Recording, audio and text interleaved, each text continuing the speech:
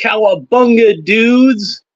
I got another action figure unboxing for you today, and this is Teenage Mutant Ninja Turtles from the 1990 movie.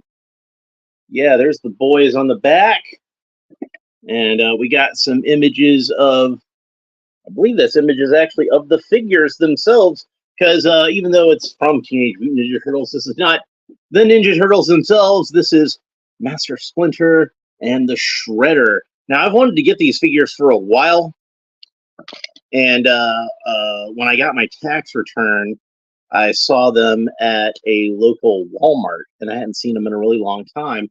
And I thought maybe they'd be marked down, and they were marked down by about $5. Like, not a lot, but still a little bit. So, and I hadn't seen these in a while, like I said, and I really wanted them. And yeah, I just hadn't really had the money to buy them, like the whole time they've been out. So when I was lucky enough to find them at the Walmart on that day, I was like, well, better go ahead and snag them, because never know when I'm going to see them again. So maybe never. So yeah, this is from Neca. This is not Playmates Toys, which is, you know, the toy company you usually associate with the Ninja Turtles. And I don't have, like I said, I don't have the Ninja Turtles yet, but I do have a NECA Ninja Turtle to compare them with, only it's the comic book version. It's the first appearance comic book version. Technically, this is a bootleg, but it's pretty much the same. So, for all intents and purposes, as far as this goes, it's the same. Now, the package does have a little bit of a tear here. That's okay, because I'm going to open it up anyway. Director Randy Falk, sculpt Trevor Zammit, Alex Heinke. I'm sorry if I'm pronouncing that wrong. Jason Fraley. Fabrication is Roger Fernandez and Andy Minicino. Paint is John Wardell and Jeffrey Trapp. Photography is Stephen Mazurk. And package design is Chris. That's where the package is torn, oddly enough. Chris Ramo, I think that says. Now, that I do apologize, again, if I'm pronouncing it wrong, but the package was actually torn there, so it wasn't entirely my fault. I got an image of the Shredder on the back here, a couple of pics of the Shredder, and that cool Ninja Turtles movie logo that we all saw back in 1990. Man, was that a good movie. Like, I can go back and rewatch that anytime. That movie still holds up. Ninja Turtles 2, Secret of the Ooze, doesn't quite hold up as well. It's still a pretty good movie. I still enjoy watching it, but not compared to the first one. It's like, compared to the first one, sorry, the first one's easily the best. Ninja Turtles 3, we're not going to talk about at all. Ninja Turtles 4, technically, TMNT, the animated movie, that one was pretty decent. Did not like the Michael Bay Ninja Turtles movie. That was, I was not into that at all. The second one I thought was a little better, but too little, too late. And I didn't really see a whole lot. I saw a little bit of the Mutated Madness or whatever, the Seth Rogen one. And, you know, it was just one of those things where I'm just like, I think this is just for, this is not made for me. This is made for the kids of today. Hopefully they like it. I don't know. I did like the 1987 animated series and the 2002 animated series. And I really liked, I think it was 2012, the Nickelodeon, the first Nickelodeon animated series. Rise of the TMNT just didn't bother with. It just looked stupid to me. So, but I did like that first Nickelodeon series.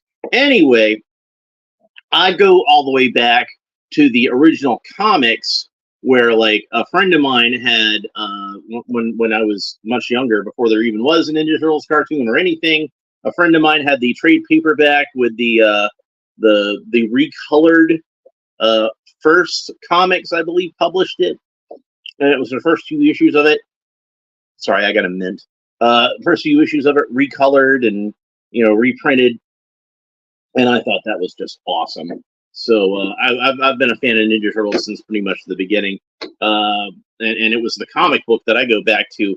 Hence why I bought this set of NECA figures a while back. Although, like I said, not technically real NECA, it's bootleg. But they're really high quality bootlegs, better than the NECA figures in some way. I'll do a whole video where I talk about these later and the differences, but for right now, I just got Raphael because Raphael is my favorite Ninja Turtle because, of course, he's cool but rude, and I like that. So let's go ahead and open it up. That was one thing that actually did bug me on that Nickelodeon show I was talking about. As much as I liked it, is they got Rob Paulsen back to voice one of the Ninja Turtles, the original voice of Raphael, and that was cool because Raphael's my favorite. But they got him to voice Donatello, and that was just strange to me. And like, dude's a professional, great voice actor, probably like one of the best voice actors alive today. So I don't want to cast aspersions on Rob Paulsen. Rob Paulsen's awesome, but it's like if you were doing a new Superman movie and you cast like Christopher Reeve as Batman. Like, why? You know, it's like he opens his mouth, I hear Raphael. I'm sorry. That's more my hang up than a criticism of him, though. It's like I said, I love Rob Paulsen. I don't want to sound like I'm casting any aspersions on that guy. All right, so let's go over some of the accessories that we have in this pack, because there are a lot of accessories to go over. First of all, we have this slice of pizza, and in case you're wondering why the cheese is dripping upwards, we'll get to that in a second. And also, you should probably watch the 1990 Ninja Turtle movie, because it's awesome. So if you haven't seen it yet, pause this video, go watch the 1990 Ninja Turtle movie, and come back to it. And then we have this spear with two pointy ends. It seems like there's parts of both of these guys in both sections. Like, this side seems like it's entirely stuff for Splinter, but this side seems like it's mostly stuff for the Shredder, but still a few pieces for Splinter. So I guess Splinter has the lion's share of accessories. I'm just going to peel that piece of tape off, because that's going to get on my nerves. So we have a knife and a sheath, and I'm trying to get to the knife sheath that keeps slipping. And a little teeny tiny knife. Little teeny tiny knife. There it is. And there's the knife sheath. We'll go ahead and put those together. So that's one less piece to deal with. There we go. A lot of accessories to go over. So, Shredder has several alternate hands, some of which have blades and some of which don't. So here is a fist hand with a couple of nasty looking blades on it. I really wanted a Shredder that I felt like was in proper scale with the NECA turtles that I have for a long time. I almost feel like the comic book version seemed like it was too short to me. I don't know. It could just be an optical illusion. Maybe it's the right size and I'm just being too harsh. There's an open hand with the blades on it. And then we have, for the left hand, an open hand. So it looks like all the right hands have blades on them and all the left hands do not. Which, no, wait. I'm wrong. Although I'm backwards. All the left hands have blades on them, and all the right hands do not. I'm sorry. Got dyslexic in my head. Sometimes that happens with me in left and right. You don't want to confuse me when it comes to left and right. I can't think in such abstract terms. All right, let's get this piece of paper out here, because that's going to get on my nerves. And then we'll go over some more of the accessories that come with Splinter. I'm not sure who that knife comes with. I guess we'll figure that out.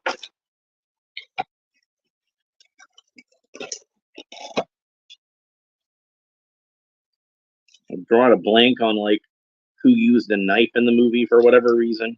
So then Splinter comes with, first of all, a cozy little pair of slippers so he can keep his feet warm, because he's old, you know, needs to stay warm. And then we have a TCRI, not TGRI, TCRI canister of ooze. So I don't know why some say TGRI and some say TCRI, depending on what your continuity is. But there are two different continuities. We have a pair of nunchucks. This goes with Splinter, and that has a flexible wire as the cord connecting them. So that's cool.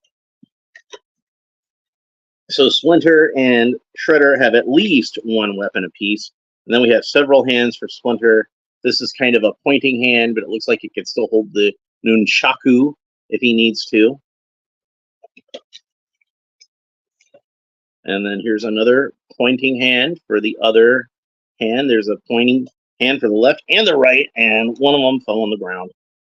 So pick that up. And then we have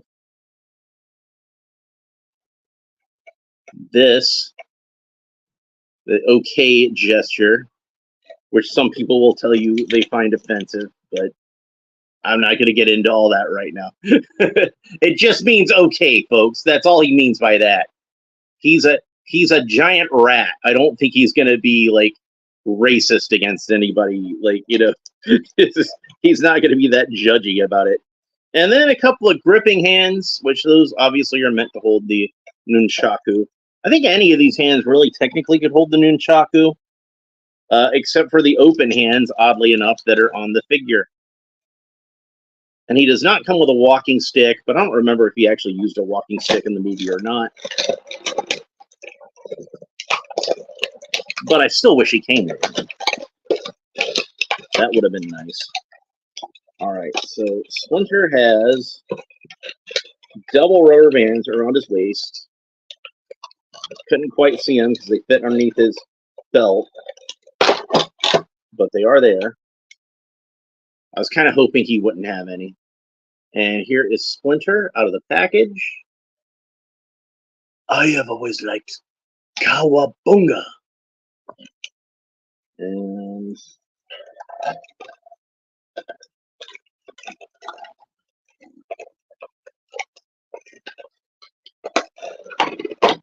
Shredder, also with two rubber tabs around his middle. He's got the double rubber tabs. So, but we were able to get him off fairly easily. And man, there's a lot of good detail on this guy. A lot of fabric texture sculpted into him. Very cool. I'm going to have a lot of fun with him, I'm sure. And his mask is removable, so we can see the face of Oroku Saki underneath. So the movie and the comic book have a slight difference in the origin. And any of you who are familiar with the movie know that Oroku Saki and Hamato Yoshi were rivals in Japan. And they were both rivals, both in terms of like their ninja clan, and they both were romantic rivals for a young woman. And Saki, even though she preferred Hamato Yoshi, Saki like flew into a jealous rage and beat her pretty savagely. And Hamato Yoshi and his lover escaped to the United States, and then Oroku Saki hunted them both down and killed them. Now that's slightly different from what actually happened in the comic book. In the comic book, it was not Oroku Saki; it was his brother Oroku Nagi. And Hamato Yoshi actually killed Nagi, and that was why he escaped with his wife to the United States. So Oroku Saki was the younger brother of Oroku Nagi. So he was actually out for revenge for his brother who had been killed by Hamato Yoshi. So it was like a vicious cycle of revenge that went on between these characters. So the Ninja Turtles in the first story weren't necessarily like, you know, altruistic superheroes like the way we think of them generally, where, you know, they just, you know, fight evil for the sake of fighting evil, which is fine and admirable. But no, they were out to, they had been trained since birth and were out to avenge Splinter's master, Hamato Yoshi. So a little more morally gray than than any of the other versions. I'm pretty sure that's why they wound up having Saki be combined together with Nagi. It not only did it simplify the storyline, but it made the turtles themselves a little less morally gray. So, although Saki's still a bad guy, like even if he wanted to avenge the death of his brother, like Hamato Yoshi is the guy that he wanted. He just killed the wife just to hurt him, and that was definitely an evil thing to do. So I'm not trying to excuse him for his wicked ways. He's still a bad guy. So all right, let's go ahead and go over Shredder's articulation. So I'm going to take the mask off because it seems like the sort of thing it might come off while I'm moving him around, and I don't want it to fall under my couch or something. So Shredder can look up about that far. He can look down about that far. Great range of motion for looking down. Not so great for looking up, but pretty decent considering he's wearing this big old samurai helmet. So that would get in the way. He can tilt his head kind of quizzically from side to side. Move his head around any which way you want to. You can get some good poses out of that. Now he does have like these big shoulders on his gi and the shoulder plates up there. So that's going to kind of hinder the range of motion of his arms a little bit. But you can see the arms still rotate all the way around, and they move up about that far. So pretty decent range of motion. It could have been better if, he didn't have these big old shoulder pauldrons getting in the way. Torso articulation is non-existent. He can't turn his waist at all. That's disappointing. He can't move at the waist at all. Count Dracula has better torso articulation than the Shredder. I'm just saying. So the elbows do look to be a type of double jointed elbow, but don't have like the best range of motion. I've seen McFarlane figures with better range of motion than that, honestly. They do rotate all the way around at the shoulder, and they kind of rotate, I think, at the forearm, but not much. I'm getting glitter on my hands because he's got glitter all over it. The outfit that he had in the movie was kind of sparkly, and they decided to solve that problem with some glitter. And I thought it was glitter that was embedded in the plastic. No, this is glitter that's like over the top of the figure, and it's actually getting on my hands. I haven't had this much glitter on me since... You don't want to hear that story. I know this is not a show for kids, but you don't want to hear the story. Trust me, it's not fit for YouTube. And I don't have an orange YouTube account, so or an OnlyFans. So I'll just leave that to your imagination how I got that much glitter on me. So so yeah, I'm a little disappointed with the lack of any torso articulation whatsoever. He really should have something there. At least like have him twist at the waist, Legs kick up about that far. Not too good for a ninja master. His trunks do kind of hinder it a little bit, but I've seen worse, so I'm not going to complain. There we go. Got the double jointed knees. Oh, no, wait. Yep, double jointed knees. Although it's going to be kind of hard because it seems kind of stiff. I don't want to break it. And the thing is, like, usually I would try to put pressure on the front of the shin here, but I can't because he's got these razor blades on there. And, I don't want to break them. Speaking of breaking, I think I'm about to give up on that knee. It's going to take a little more than gentle coaxing like I'm trying to do. It's going to take the hairdryer. And I've used the hairdryer too much on these videos lately. So the plastic softener, as my Aunt June will tell you. So you're just going to have to take my word for it. There's a double jointed knee there, so it should bend a lot more. But I'm just going to have to get to that later. Ankle articulation, his ankles can go up about that far, not too far. Kind of bumps into the armor there a little bit. Go down about that far, and they got a little bit of a rocker ankle to them. So that's pretty cool. I am a little disappointed in this guy's articulation. I think his articulation could be better than this. You're making a figure of a ninja, so you want to get him in all kinds of cool ninja poses, and we're just not going to be able to. So do I want to even bother with trying to have him hold this spear? Let's see. So he does have, this is a gripping hand. So he has a gripping hand for both the left and the right hands. So yeah, let's go ahead and have him grip the spear. All right, so we'll pull the extra hand out. We'll put the gripping hand in there. And do that for the right hand as well.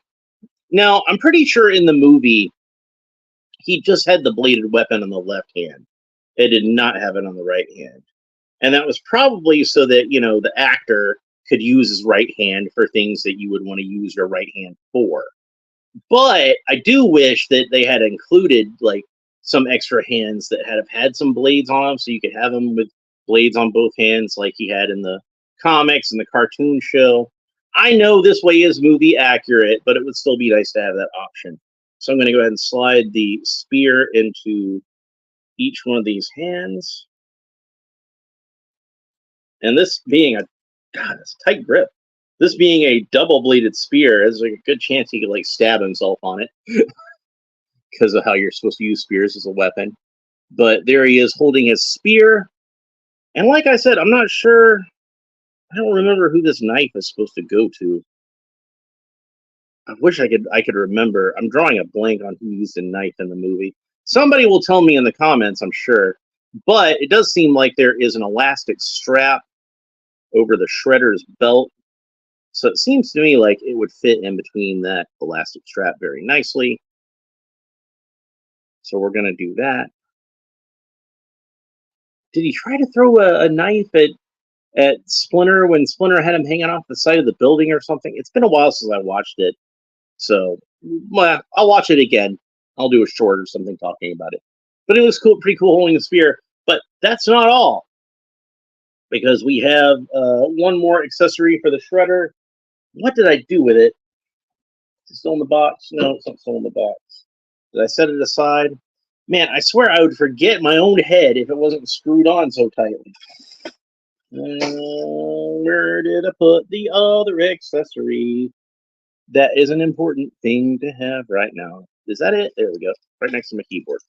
All right, so the one less accessory is he has this silver tiger stripe cape, which is kind of ostentatious if you ask me, but he did have this in the movie, so this is accurate to the movie.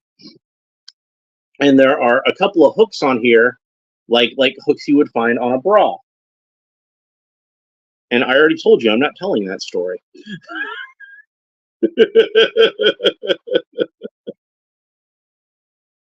But you can kind of fit the cape around his neck, and then we just kind of, it should hook around in the middle, but it seems like that's going to be like a lot more trouble than it's worth, especially since I could just place it around his shoulders like that, and it seems like it's staying on pretty well. So if you wanted to use it for play, I would suggest go ahead and see. Look, it gets caught up on his blades on his shoulders, so it's a neat little accessory, but I don't think I'm going to use it too often. He had a cape on the cartoon show, but it wasn't anything that extravagant. It was just kind of a purple fabric hanging over his shoulders. He never had a cape in the comic book that I can recall, at least not the original comics, maybe some of the ones based on the cartoon or whatever. Some of the more modern ones where they have like this weird backstory where like they were reincarnations of actual ancient ninjas or something. I don't know. Whatever. I never read those. So I heard good things about them. I'm not trying to talk smack about them. I'm just saying I personally have never read them. Just because I haven't read it doesn't mean that it's bad. A lot of the times that does mean it's bad because I don't read bad stuff. But in this case, it just means I haven't read them. That's all it means. It's not a judgment. So I like the original comics. I stick to the original comics. That's just me. So that's pretty much it for the Shredder, except for one more thing. Let's go ahead and see him next to Raphael.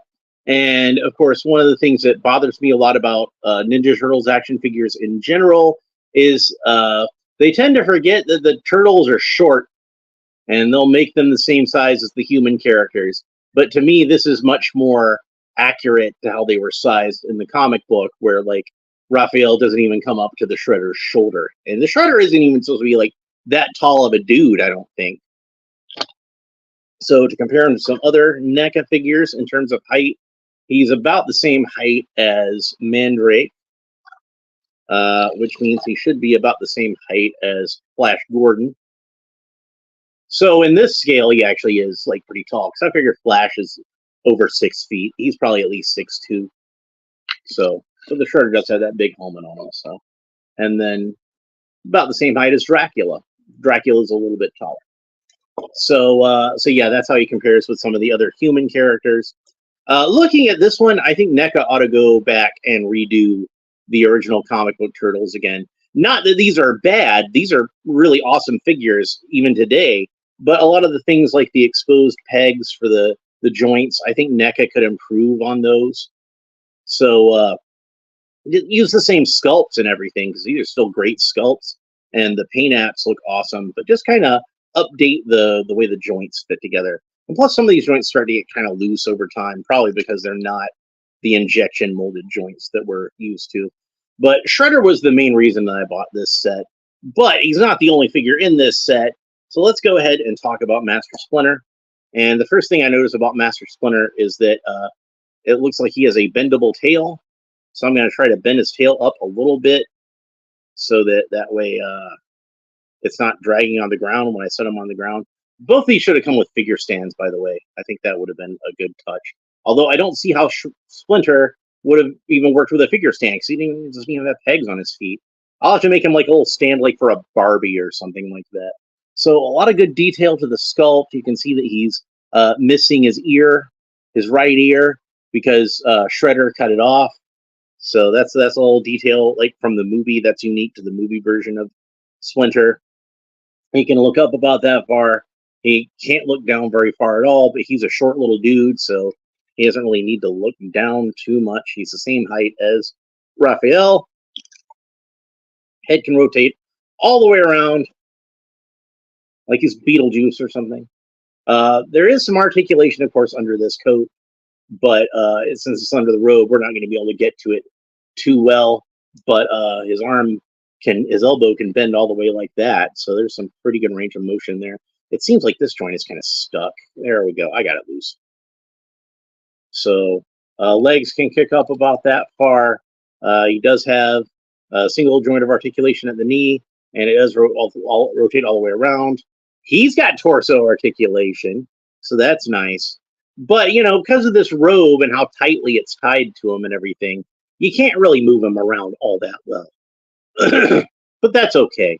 He's Splinter. He's you can get him into like a good enough pose. And you're probably just going to want him to be kind of like standing around anyway, like telling the turtles what to do. He does fight, Shredder at the end, and they do the best they can with that, but he's a puppet. He's not even a guy in a suit like the other Ninja Turtles. He's a puppet. So there's only so much they can do with him as far as like fighting goes. But I still felt like they did a really good job of having him finish off the Shredder at the end of the movie. Oh, did I spoil the end of the movie? I told you to watch it before you finished watching this video, so you should have done that. Then you could have told me if I was right, because I couldn't remember if the Shredder threw a knife at him at the end. Now I'm going to have to go back and watch it again, because it's been so long since I watched it. But I watched it like a few years back, at least. I watched it with like one of my younger nephews, and he didn't like it. He thought it was too dark. He likes the 80s cartoon. But me, I think it's awesome. I think it's a really good adaptation of the comic book. Surprisingly accurate to the comic book. From what I understand, the director of it would actually take the comic book and tore out pages from it and rearranged it. And hopefully he Xeroxed them, because those comics are probably worth a lot of money now. But he storyboarded the movie using actual pages from the comics. I knew there was like little differences, like when Raphael is fighting the Foot Clan, and they wind up throwing him through the skylight, and he's badly injured for weeks. It's not Raphael in the comic book; it's Leonardo, and that actually I think works a little bit better, because it kind of works better to have Raphael be the one who's all angry and broken up. That Leonardo is hurt than the other way around. It still works with it being Raphael, but I kind of feel like it fits Raphael's character a little bit more to be like frustrated and angry, and considering the relationship that he has with Leonardo, and the rivalry between those two. It just makes it all the more it makes it all the more dramatic, and makes it all the more obvious that Raphael really loves his brother. And despite all the differences that they have, and all the times that they butt heads and everything like that, these two boys do love each other. And that's really nice. Another difference between the movie and the comic book is, in the comic book, Casey Jones and April O'Neil were not romantically linked up until that point. And it was one of those things where, like, when they did it in the movie, that Eastman and Laird were like, "Oh, dude, we need to like have them hook up in the comic book because it just makes so much sense. Why didn't we think of that?" So that's where the idea of April and Casey being a couple came from. So yeah, Ninja Turtle fans, we owe a big debt to that movie. And like I said, there hasn't been a better Ninja Turtle movie since. It's like, that was the time that, like, somebody was actually trying to take it seriously and was passionately a fan of the comic book, and did a really good job with it. So yeah, great movie. The second one's okay. The third one, let's just not even talk about the third one. The third one doesn't even exist. So do I recommend this set? Absolutely. If you can find it for a good price, like I did. When I looked on the Walmart website, it was selling on there for like $100, and I don't think I would pay $100 for it. But I paid $50 for a 2-pack of NECA figures, and that turns out to be a pretty good deal. Even though, like I said, the articulation could have been better on the Shredder. I'm a little disappointed in his articulation. I'm not disappointed in Splinter's articulation. He's got really good articulation. It's just, it's kind of stuck under this robe, so I can't really do a whole lot with it. So, but that's pretty much it for this episode. Hope you enjoyed it. I will have another figure from a completely different Ninja Turtles line coming very soon, probably tomorrow. And it's still not a Playmates figure. It's a completely different toy company making a completely different line of Ninja Turtles action figures. Which one is it? Well, you'll just have to tune in and find out. So here we go. We'll get a shot of Raphael with the other two guys. And at some point, I might do a video where I talk about these bootlegs, because I do really like these bootlegs. And that's pretty much it. We'll talk to you next time. Bye. Oh, make sure you like and subscribe and all that fun stuff down below. I have to say that for the algorithm. So just make sure you like and subscribe and all that stuff. We'll talk to you later. Bye.